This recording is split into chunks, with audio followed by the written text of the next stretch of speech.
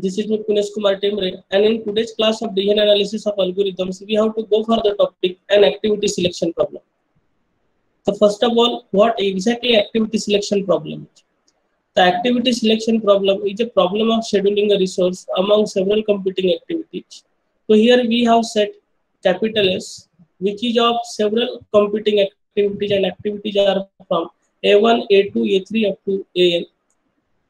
Here each activity I has its start time SI and finish time FI, where relationship is that SI is always less than or equals to FI. यानी start time जो रहेगा किसी particular activity का वो finish time के मुकाबले एक तो कम रहेगा या फिर इक्वल रहेगा. तो जैसे कि आप यहाँ देख सकते हैं, we have given total 7 activities, and along with every activity there is associated start time that which is called as SI, whereas finish time is FI. तो जैसे कि हम एक्टिविटी A1 की अगर बात करेंगे तो एक्टिविटी A1 के लिए स्टार्ट टाइम जो है वो है 1, जबकि फिनिश टाइम जो है दैट इज 4. तो अभी आप देख सकते हैं कि स्टार्ट टाइम जो है वो फिनिश टाइम के मुकाबले कम है. तो this is the set of activity capital S. तो we have total 8 activities given to us, and now the activity share a resource which can be used by only one activity at a time. तो here we have given a resource and only one resource is there, and this particular resource is used by only one activity at a time. So here you can see, here we have a processor, and if a processor is a resource, then at a time this particular processor has to be used by only one activity at a time. And now what we have to do? In activity selection problem, we have to select maximum size or set of mutually compatible activities. Yani so many number of activities are given to us. Her activity के साथ एक start time और finish time associated है, और हमारे पास एक ही resource है. इस पर्टिकुलर रिसोर्स को एट ए टाइम एक ही एक्टिविटी यूज कर सकता है. तो जितने भी एक्टिविटीज हमारे पास दिए हुए हैं, इन एक्टिविटीज में से हमें ज्यादा से ज्यादा ऐसे एक्टिविटीज सिलेक्ट करना है जो म्यूचुअल कंपैटिबल तरीके से हम एग्जीक्यूट कर सके. Means here we have to go for maximization of the number of activities. So this is about the activity selection problem. And now we have to go for an greedy algorithm to solve this particular problem. So here, whenever we are designing an algorithm by using greedy strategy, at that time, first we have to select the activity with minimum duration. तो किसी particular activity का duration कैसे compute करेंगे? तो activity का duration compute करते वक्त finish time minus start time इस तरीके से हम subtraction perform करेंगे, and this particular subtraction will give us the duration of the activity. And what we have to do, हमें ऐसे एक्टिविटी सिलेक्ट करना है जिनका ड्यूरेशन मिनिमम रहेगा, एंड देन जितने भी मिनिमम ड्यूरेशन वाले एक्टिविटीज हमारे पास है वो एक्टिविटीज के बीच में हम शेड्यूलिंग परफॉर्म करेंगे, and during scheduling we have to skip all the activities that are not compatible to this activity. तो जैसे आप देख सकते हैं यहाँ पे हमारे पास टाइम लाइन है, and here we have given 3 activities, activity A1, activity A2 and activity A3. तो एक्टिविटी A1 का स्टार्ट टाइम जो है वो है 1, जबकि फिनिश टाइम जो है दैट इज नॉट 3. क्यों? क्योंकि एक्टिविटी A1 अगर हम एग्जीक्यूट कर रहे हैं तो 1 से लेकर 3 तक के वो एग्जीक्यूट हो रहा है, जबकि एक्टिविटी A2 की अगर हम बात करेंगे तो स्टार्ट टाइम 2 है और फिनिश टाइम उसका 5 है, और एक्टिविटी A3 की अगर हम बात करेंगे तो स्टार्ट टाइम 4 है और फिनिश टाइम उसका 7 है. तो अगर हम एक्टिविटी A1 के साथ A2 को अगर सिलेक्ट करने की कोशिश करेंगे तो A1 and A2 activity overlap हो रहे हैं, and that's why activity A1 and A2 are not mutual compatible with each other. तो हमें ऐसे एक्टिविटीज सिलेक्ट करना है जो एक दूसरे के साथ कंपैटिबल हो. तो कंपैटिबल एक्टिविटीज कौन से? तो कंपैटिबल एक्टिविटीज हमेशा वो रहेंगे जो ओवरलैप नहीं हो रहे, means non overlapping activities are said to be compatible activity. तो हियर अगर हम एक्टिविटी सिलेक्शन प्रॉब्लम यहाँ अगर अप्लाई करेंगे तो एक्टिविटी सिलेक्शन प्रॉब्लम अप्लाई करते हुए हम A1 और A3 ऐसे 2 एक्टिविटीज को सिलेक्ट करेंगे. क्यों? क्योंकि A1 फिनिश टाइम और A3 का स्टार्ट टाइम इस तरीके से है कि दोनों एक्टिविटीज एक दूसरे के साथ ओवरलैप नहीं हो रही है. तो basically in activity selection problem what we have to do, in activity selection problem we have to select largest number of activities which will be mutual compatible with each other. इसका मतलब non overlapping fashion में execute होने वाले largest number of activities को हमें find out करना है. Now we have to go for greedy algorithm to solve this activity selection problem. तो particularly greedy स्ट्रेटेजी यूज करते हुए अगर हम एक्टिविटी सिलेक्शन प्रॉब्लम के लिए अगर एल्गोरिदम डिजाइन करते हैं तो this algorithm will consist of total 3 steps. Here we have step 1. In step 1 we have to sort the activities in ascending order by their finishing time. Then our step 2 will be the initialization, and in step 3 we have to go for computation of schedule which will consist of feasible activities to maximize the largest number of activities by using graded strategy. So here we have to understand the pseudocode for this particular algorithm. तो हमने जो algorithm design किए वो algorithm का function नाम जो दिया है that is not a greedy activity selection and we are passing two parameter S and F. तो यस और एफ क्या है? तो S and F these are the arrays. तो यस अरे इंडिकेट करेगा start time of individual activity, whereas F will indicate the finish time of the individual activity. And now we have to go for the step 1. So in step 1, what we have to do? We have to go for the sort the activities in ascending order by their finishing time, and therefore here we have pseudocode sort ascending fi. इसका मतलब क्या करना है? जितने भी activities हमारे पास दिए हुए हैं सारे के सारे एक्टिविटीज को हमें असेंडिंग ऑर्डर में सॉर्ट करना है. इसका मतलब वो वाला एक्टिविटी जिसका फिनिश टाइम सबसे कम है वो सबसे पहले आना चाहिए, जबकि द एक्टिविटी जिसका फिनिशिंग टाइम सबसे ज्यादा होगा that activity should be at the end of the list. So this is about the step 1, and now we have to go to step 2. तो step 2 is about the initialization, और initialization में सबसे पहले हमें initialize करना है n को. तो n क्या है? तो n is nothing but the length of s, means how many number of activities are there, that is what indicated by n. Then we have to compute it, or we have to initialize set a. तो जैसे हमने n को initialize किया, after that we have to go for initialization of ये, और ये को जब हम इनिशियलाइज कर रहे हैं तो ये क्या है? तो ये हमारा आंसर है, और इस पर्टिकुलर आंसर में सबसे पहले जो एक्टिविटी हम पैक कर रहे हैं वो एक्टिविटी है सॉर्टेड लिस्ट में से इंडेक्स 1 पे की एक्टिविटी. अब सॉर्टेड लिस्ट में इंडेक्स 1 पे जो भी एक्टिविटी रहेगी that activity we have to pack first. So this is about the initialization of J, and then we have to go for initialization of J. तो J क्या indicate कर रहा है?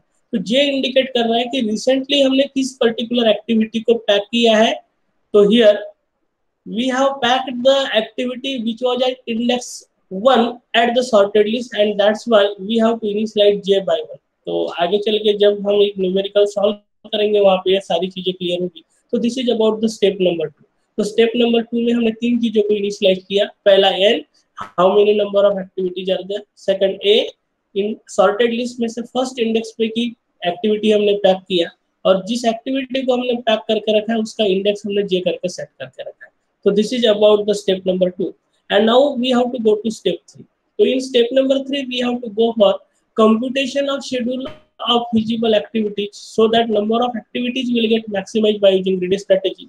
तो this particular step is iterative step, और इस iterative step में हमें इटरेशन जो परफॉर्म करने वो है फ्रॉम 2 to n. तो 2 to n means second position, second index पे जो भी हमारी एक्टिविटी है वहां से हम स्टार्ट करेंगे तब कब तक, जब तक के लास्ट इंडेक्स वाली एक्टिविटी नहीं आती है. और हर इटरेशन में हमें क्या करना है? तो हर इटरेशन में हमें चेक करना है फॉर एक्टिविटी i ऐसा is greater than equals to f of j और नॉट. अब yes of i मींस क्या? तो yes of i यानी i हमेशा इंडिकेट करेगा जिस पर्टिकुलर एक्टिविटी के बारे में हम एग्जामिनेशन परफॉर्म कर रहे हैं, क्या उस पर्टिकुलर एक्टिविटी को हम पैक करेंगे या नहीं. तो i will indicate the activity जिसको हम एग्जामिन करना चाहते हैं, and j will indicate the activity जिसको हमने ऑलरेडी पैक किया है हमारे शेड्यूल में. तो what we have to do?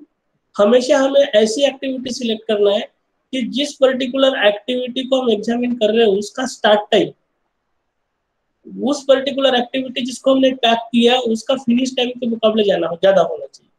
तो कोई भी एक्टिविटी को हम तब पैक कर सकते हैं, या किसी भी एक्टिविटी को हम फिजिबल एक्टिविटी तब कह सकते हैं जब रिसेंटली जिस एक्टिविटी को एग्जीक्यूट करेंगे ऐसा हमने फाइनलाइज किया, that is not the jth activity. तो उस पर्टिकुलर एक्टिविटी का फिनिश टाइम और जिस एक्टिविटी को हम एग्जीक्यूट करना चाहते हैं that is what ith activity. तो ith एक्टिविटी के स्टार्ट टाइम के मुकाबले jth एक्टिविटी का फिनिश टाइम हमेशा कम होना चाहिए. तो this particular condition we have to check, और ये कंडीशन अगर फुलफिल हो रही है तो फिर हम उस पर्टिकुलर एक्टिविटी को फिजिबल एक्टिविटी कहेंगे, and that particular activity will be added to our answer sets, and that's why our answer will be updated by a will be equals to a union I. क्यों? क्योंकि अभी हमने answer में ith activity को pack किया, और अगर हमने ith एक्टिविटी को पैक किया है तो रिसेंटली जिस पर्टिकुलर एक्टिविटी को हमने पैक किया है ये अपडेशंस हमें परफॉर्म करने पड़ेंगे and therefore here we have to perform the updation j which equals to I. तो and finally we have to return our answer. तो this is about the step number 3 जहाँ पे इटरेटिव फैशंस में हमें particular activities को examine करना है और एक्टिविटी अगर हमारा फिजिबल है तो उसको हमारे आंसर में इंक्लूड करना है, otherwise we have to reject it. So this is the pseudocode for step number 3. And now what we have to do? We have to go for understanding of this particular greedy algorithm with respect to one problem. So here we have one problem. Consider 7 activities along with their start time and finish time as follows. तो आप देख सकते हैं हमारे पास total 7 activities दी हुई है. हर activity के साथ एसोसिएटेड स्टार्ट टाइम आपको दिया और फिनिश टाइम आपको दिया है. तो एक्टिविटी 1 के लिए अगर हम स्टार्ट टाइम देखेंगे तो 1 है और फिनिश टाइम देखेंगे तो 4 है. इस तरीके से ऑल 7 एक्टिविटीज के बारे में इंफॉर्मेशन हमारे को दिया हुआ है. For activity A7 start time is 0 and finish time is 6. And now what we have to do? Here we have to go for compute the schedule where largest number of activities takes place and we have to follow the greedy strategy. तो greedy strategy follow करते हुए जब इस particular problem को हम solve करेंगे तो अभी जो एल्गोरिदम हमने स्टडी किया था उसी एल्गोरिदम को हमें यहाँ पे अप्लाई करना पड़ेगा and that's why we have to go for the solution. तो here we have a solution step 1. तो our step 1 is regarding the sort the activities in ascending order by their finishing time. तो जितने भी activities हमें दिए हुए है वो एक्टिविटीज को उनके फिनिश टाइम के हिसाब से भी हमें सॉर्ट करना है. अब फिनिश टाइम के हिसाब से सॉर्ट क्यों करेंगे? क्योंकि ग्रीडी स्ट्रेटेजी का हमारा बेसिक कॉन्सेप्ट यही था कि जितने भी एक्टिविटीज हमारे पास दी हुई है वो एक्टिविटीज को हमें असेंडिंग ऑर्डर में सॉर्ट करना है बाय देयर फिनिशिंग टाइम या फिर बाय देयर शेड्यूल. यानी जितनी भी एक्टिविटीज हमें दी हुई है वो एक्टिविटीज के ड्यूरेशन के हिसाब से हमें असेंडिंग ऑर्डर में सॉर्ट करना है. तो ड्यूरेशन कंप्यूट करके उनको असेंडिंग ऑर्डर में सॉर्ट करने का आसान तरीका ये है कि वो एक्टिविटीज को उनके फिनिशिंग टाइम के हिसाब से आप सॉर्ट करो. And that's why here what we are doing, जितने भी एक्टिविटीज हमें दी हुई है वो सारे के सारे एक्टिविटीज को उनके फिनिशिंग टाइम के हिसाब से भी हम असेंडिंग ऑर्डर में सॉर्ट करेंगे. तो हमें दी हुई एक्टिविटीज कौन से? तो आप देख सकते हैं हमें जो एक्टिविटीज दिए हुए वो टोटल 7 एक्टिविटीज है. Activity A1 A2 up to A7 और हर एक्टिविटी का स्टार्ट टाइम और फिनिश टाइम यहाँ पे हमें दिया हुआ है. और अभी हमें करना क्या है, ये एक्टिविटीज को उनके फिनिशिंग टाइम के हिसाब से असेंडिंग ऑर्डर में सॉर्ट करना. यानी वो वाला एक्टिविटी जिसका फिनिशिंग टाइम सबसे कम है सबसे पहले आना चाहिए. तो ऐसी कौन सी एक्टिविटी है जिसका फिनिशिंग टाइम सबसे कम है? तो आप देखोगे तो एक्टिविटी A1 ऐसा एक्टिविटी जिसका फिनिशिंग टाइम सबसे कम है, दैट इज 4. क्यों?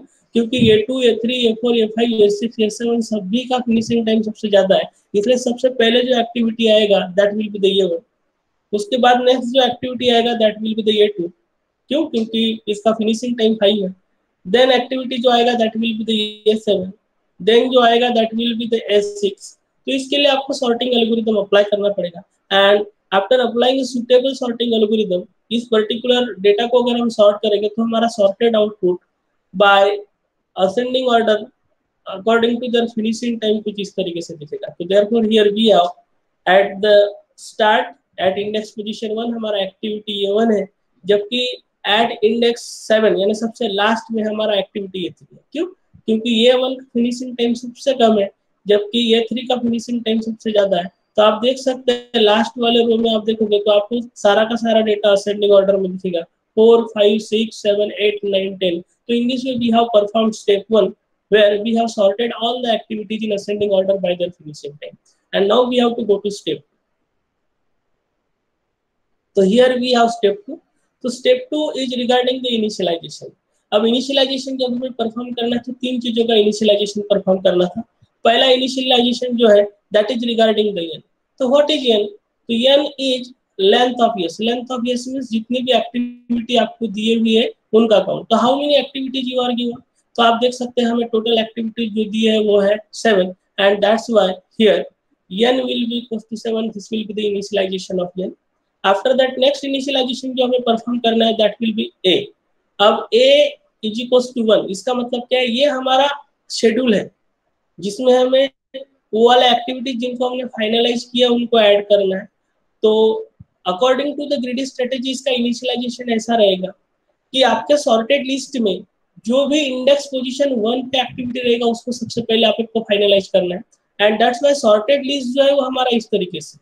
अब इस पर्टिकुलर सॉर्टेड लिस्ट में इंडेक्स पोजीशन 1 पे यानी सबसे शुरू में कौन सा एक्टिविटी है, तो इंडेक्स पोजीशन 1 पे जो एक्टिविटी है that is what A1 and that's why A will be equals to initialize to 1 and that's why आप देख सकते हैं कि हमारा जो आंसर है उस आंसर में हमने A1 को डाल कर रखा है। A1 यानी the activity which is at the index position 1 in the sorted list. तो सॉर्टेड लिस्ट में इंडेक्स पोजीशन 1 पे हमारा जो एक्टिविटी है वो A1 था, इसलिए हमने आंसर ए में A1 को इनिशियलाइज करके रखा है। एंड लास्ट वाला इनिशियलाइजेशन जो है that is regarding the j is equals to 1। अब j इज इक्वल्स टू 1 का मतलब क्या है, तो हमेशा ध्यान रखिए j हमेशा इंडिकेट करेगा उस पर्टिकुलर पोजीशन को जिस पोजीशन पे की एक्टिविटी को आपने रिसेंटली आपके आंसर स्टेट में ऐड करके रखा। तो रिसेंटली आपके आंसर स्टेट में किस एक्टिविटी को ऐड करके रखा आपने A1 को, तो A1 का इंडेक्स पोजीशन क्या था, तो A1 का इंडेक्स पोजीशन जो है वो है first position and that's why j will be equals to 1 and therefore आप j का इनिशियलाइजेशन देखोगे तो j will be equals to 1। तो this is regarding the step 2 initialization and now we have to go to step 3। तो here we have step 3 and step 3 is iterative step. तो iterative step में हमें iterative fashion में चीजें perform करना है और इटरेटिव फैशन में चीजें परफॉर्म करते वक्त हमें ऐसा शेड्यूल फाइंड आउट करना है जिसमें लार्जेस्ट नंबर ऑफ एक्टिविटीज को हम पैक कर सके और ये सारे के सारे एक्टिविटीज कंपेटिबल एक्टिविटीज होनी चाहिए। कंपेटिबल एक्टिविटी का मतलब है नॉन ओवरलैपिंग एक्टिविटीज होना चाहिए and we have to do this by using greedy strategy. और ग्रीडी स्ट्रेटजी से चीजें परफॉर्म करते वक्त सबसे पहले तो हमें इटरेशंस परफॉर्म करना है। तो इटरेशंस कितने लगेंगे, तो iterations will be from 2 to n। तो मान के चलो आपको टोटल 7 एक्टिविटीज अगर दी है तो आपके इटरेशन चलेंगे 2 to n यानी 2 to 7। तो 2 to 7 तक के आपको इटरेशंस परफॉर्म करना है। This is what the first thing. Then in every iteration what you have to do, you have to check for the feasibility of that particular activity।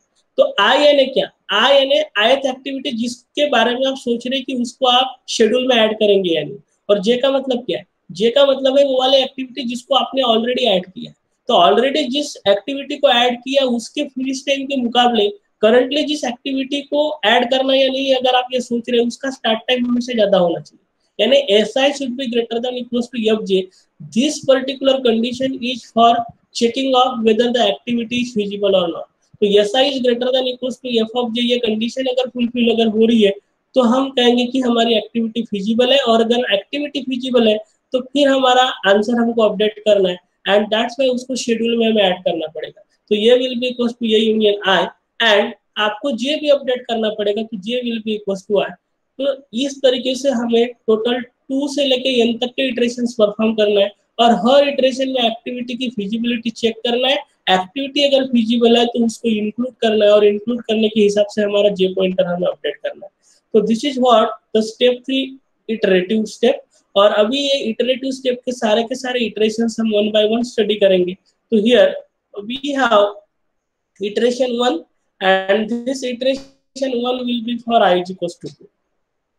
तो आप देख सकते हैं कि हमारे पास जो एक्टिविटीज वो एक्टिविटीज का सॉर्टेड लिस्ट इस तरीके से है और सॉर्टेड लिस्ट में से हमने activity which is at the position 1 को हमने आंसर स्टेट में डाल के रखा है और आंसर स्टेट में हमने उसको इंक्लूड किया है, इसलिए हमने इसको पिंक कलर से यहाँ पे इंडिकेट किया है।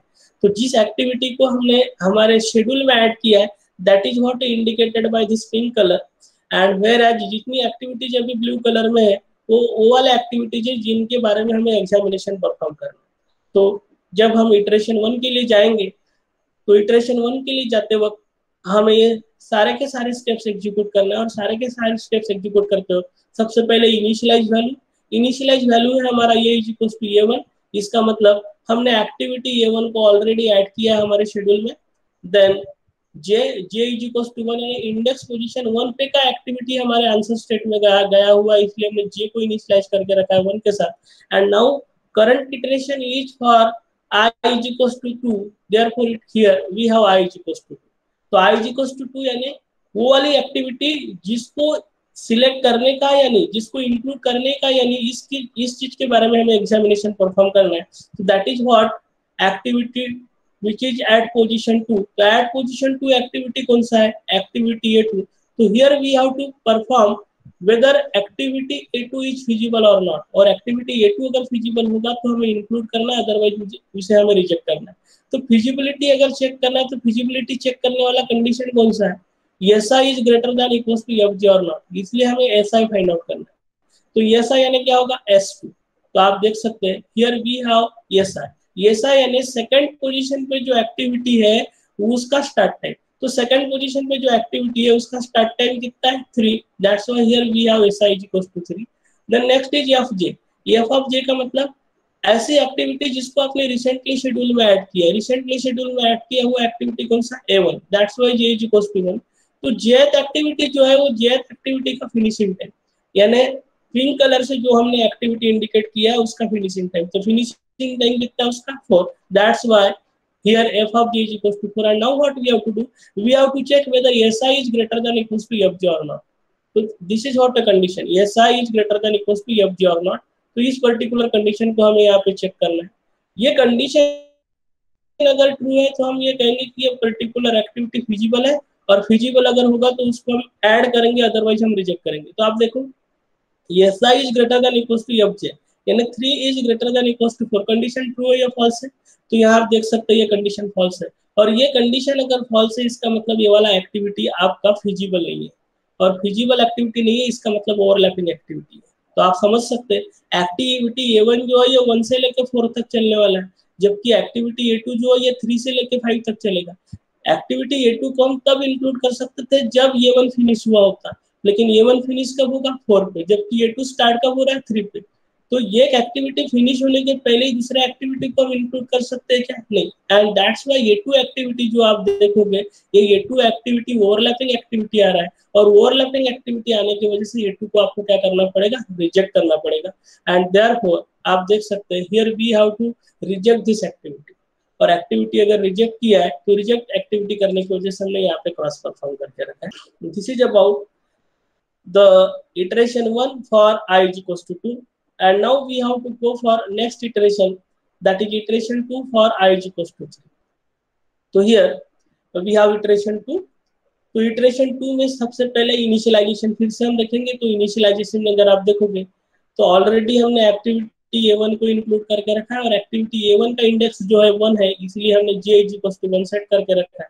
और करंट इटरेशन जो है that is for I is equals to 3, therefore here we have I is equals to 3 means third position पे जो एक्टिविटी है, कौन सा एक्टिविटी है? A7। तो here we have to perform the examination of activity A7। क्या activity A7 को हम इंक्लूड करेंगे या रिजेक्ट करेंगे? This particular decision making we have to perform in this particular iteration.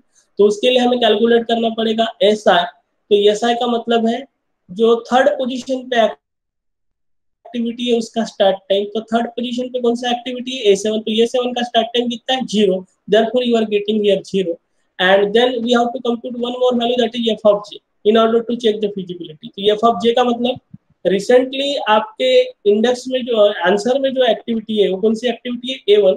तो A1 एक्टिविटी का फिनिश टाइम, तो A1 एक्टिविटी का फिनिश टाइम कितना है? 4। That's why 4।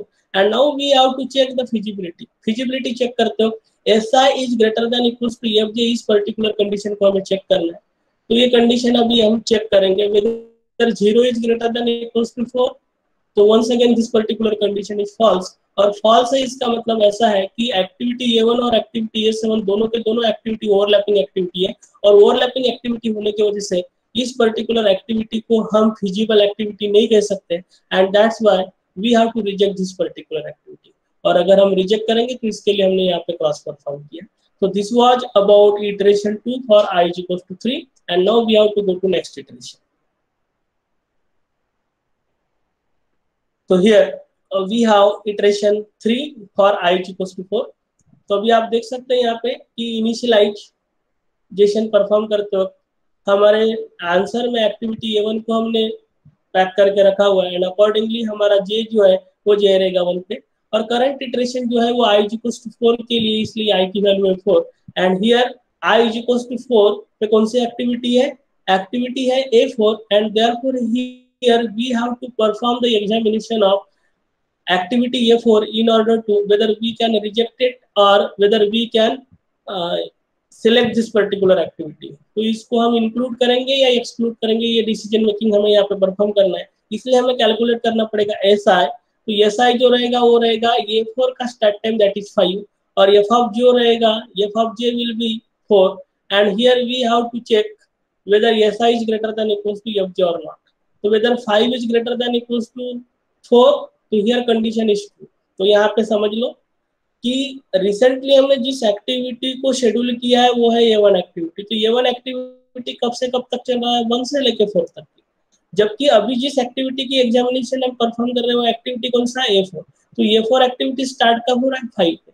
इसका मतलब अगर हम A1 के बाद A4 को स्टार्ट करना चाहे तो क्या ओवरलैपिंग फैशन में एग्जीक्यूशन हो रहा है क्या, नो, क्योंकि एक एक्टिविटी 4 पे खत्म हो रहा है जबकि नेक्स्ट एक्टिविटी 5 पे स्टार्ट हो रहा है। तो there is no overlapping at that's why activity A1 के साथ A4 को अगर हम इंक्लूड करेंगे तो दोनों के दोनों एक्टिविटी नॉन ओवरलैपिंग मैनर में हम एग्जीक्यूट कर सकते हैं एंड देयरफॉर हम कह सकते हैं कि activity A4 is a compatible activity with respect to A1 and therefore here we are getting SI greater than equals to FG is equals to true, means A4 activity is compatible. अगर compatible है तो इस particular activity को हमें accept करना पड़ेगा। तो therefore we have to accept the activity A4 और एक्टिविटी A4 हम एक्सेप्ट कर रहे हैं इसलिए हमने इस पर्टिकुलर एक्टिविटी को इंक्लूड किया। As far our pseudocode is concern, जैसे हम किसी पर्टिकुलर एक्टिविटी को ऐड करते तो फिर से हमें आंसर सेट को अपडेट करना पड़ेगा और आंसर सेट को अगर अपडेट करेंगे तो आंसर सेट में भी एक्टिविटी A1 के साथ साथ A4 भी ऐड हो जाएगा। Therefore here A will be equals to A union I, यानी ऑलरेडी हमारे A में एक्टिविटी A1 थी तो अभी नई एक्टिविटी कौन सी होगी, A4। तो A4 will get added, therefore you or him can say हमारा शेड्यूल जो बना या हमारा आंसर जो बना जहाँ पे A1 और A4 ऐसे दोनों एक्टिविटी मिल रहे हैं and after that we have to update the value of J। तो रिसेंटली एडेड एक्टिविटी कौन सी है, A4। तो A4 का इंडेक्स कौन सा है, 4, देयरफॉर J का वैल्यू जो रहेगा वो रहेगा 4। तो this was about iteration 3 for I is equals to 4 and now we have to go to next iteration. So here we have iteration 4 for I is equals to 5. Whatever the output of iteration 3 was there, now that will become the input to this particular iteration. तो इस particular iteration में अभी answer state का जो value रहेगा that will be A1 and A4 और J का value जो रहेगा वो रहेगा 4। इसका मतलब ऑलरेडी हमारे शेड्यूल में हमने A1 और A4 को ऐड किया हुआ है और 4th लोकेशन पे जो एक्टिविटी थी वो रिसेंटली एडेड एक्टिविटी थी दैट वाज A4। ये हो गया J का मतलब। And now what we have to do, we have to go for current iteration I is equals to 5, therefore I का वैल्यू रहेगा यहाँ पे 5 and now we have to check for the feasibility of activity which is at the position 5। तो eight position 5 कौन सा activity है, A6 and therefore we have to check the feasibility of this particular activity. अब इस activity का feasibility अगर check करना है तो ये इस एक्टिविटी का स्टार्ट टाइम कितना है, 3। तो therefore here we have SI is equals to 3। इसका फिजिबिलिटी रिसेंटली एडेड एक्टिविटी कौन सा है, A4, उसके फिनिश टाइम के हिसाब से चेक करना है। इसलिए f of j अगर आप चेकोगे तो f of j will be 7, तो SI will be 3 and f of j will be 7। इनका फिजिबिलिटी अगर चेक करना है तो SI greater than equals to FJ ये कंडीशन चेक करना पड़ेगा। तो whether 3 is greater than 7, तो आंसर इज नो।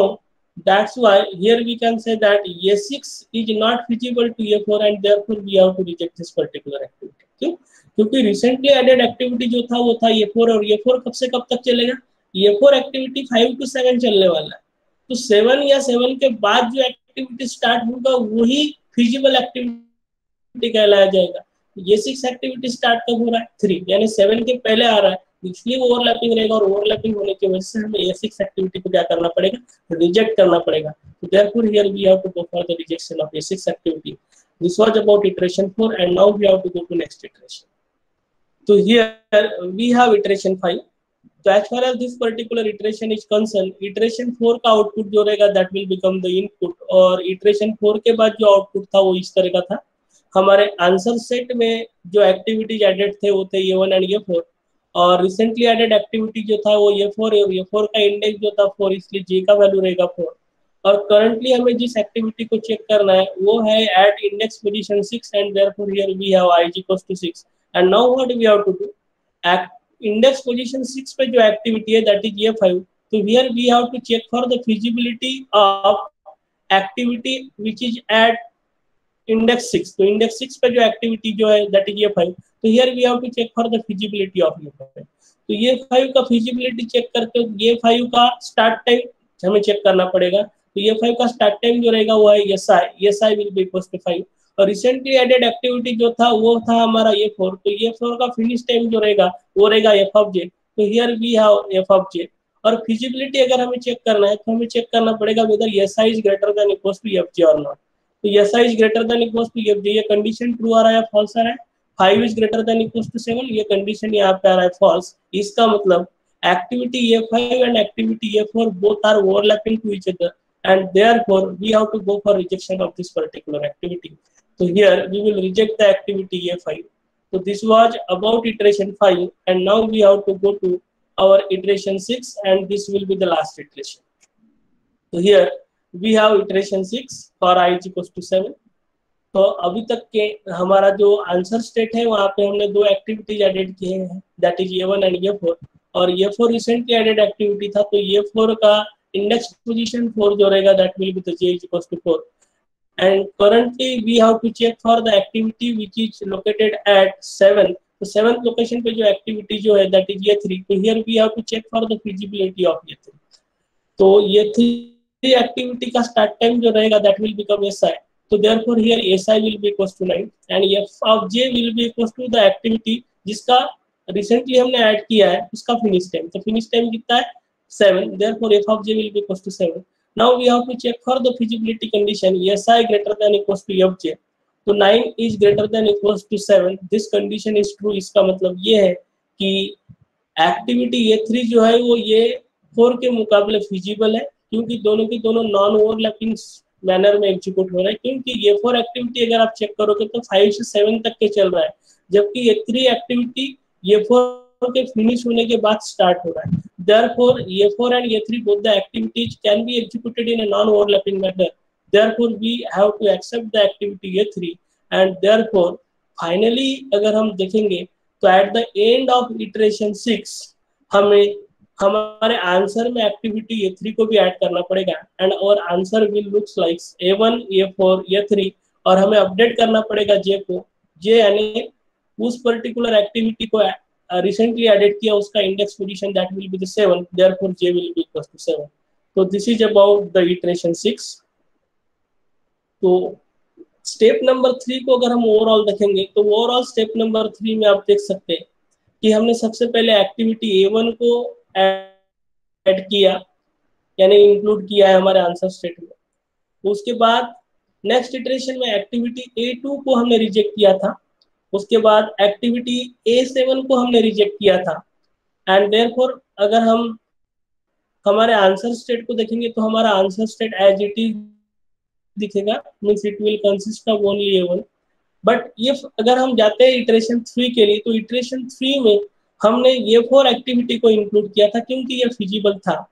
क्यों? क्योंकि रिसेंटली एडेड एक्टिविटी जो था वो A1 था, A1 1 से 4 तक के चल रहा था और ये 4 एक्टिविटी 5 से स्टार्ट हो रहा था। That's why non overlapping manner में हम ये 4 को एग्जीक्यूट कर सकते थे। एंड देयरफॉर इन इटरेशन 3 ये 4 activity will be added to our answer set and therefore our answer set will become A1 and A4।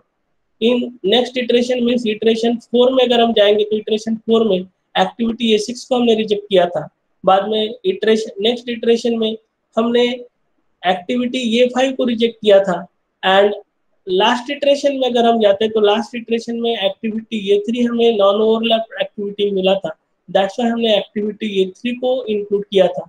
तो फाइनली अगर हम देखेंगे तो at the end of iteration 6 हमारा फाइनल आंसर जो बना था वो था A1 A4 A3। And therefore here we can say that अगर हम लार्जेस्ट नंबर ऑफ सेट अगर फाइंड आउट करेंगे तो लार्जेस्ट नंबर ऑफ सेट में हमारे टोटल 3 एक्टिविटीज यहाँ पे इंक्लूड है। तो this is all about the activity selection problem by using greedy strategy. तो here we have an assignment problem. Consider 10 activities along with their start time and finish time as follows। So here you have given total 10 activities and start time and finish time you are given, and now what you have to do, you have to compute a schedule where largest number of activities takes place। So whatever input I have provided during this video, by using that input you have to solve this particular problem। So this was all about how to solve any activity selection problem by using grid strategy।